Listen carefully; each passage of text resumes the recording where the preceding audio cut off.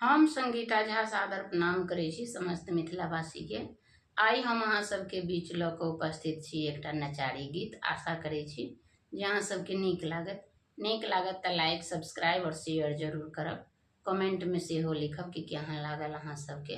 अगर फेसबुक पर देखै छी तऽ फॉलो जरूर कर लेब आ यूट्यूब पर देखै छी तऽ सब्सक्राइब जरूर करब। तऽ सुनू ई नचारी गीत। गौरी सुख ककरा पर करती बर भेल भांगी यारे भिखारी।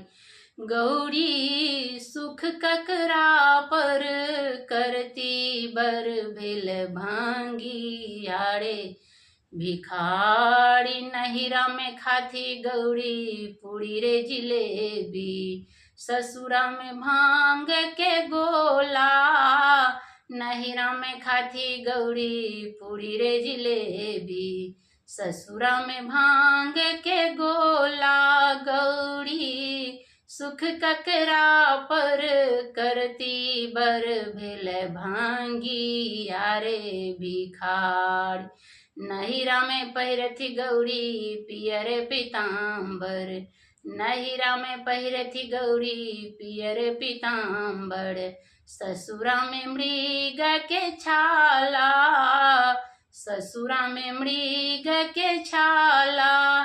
गौरी सुख ककरा पर करती बर भेल भांगी आहो भिखारी। गौरी सुख ककरा पर करती बर भेल भांगी आहो भिखारी। नहिरा में सुतथी गौरी लाली रे पलंगिया, नहिरा में सुतथी गौरी लाली रे पलंगिया, ससुरा में कुश चटाई, ससुरा में कुश चटाई। गौरी सुख ककरा पर करती बर भेल भांगी आहो भिखारी। गौरी सुख ककरा पर करती बर भेल भांगी आहो भिखारी।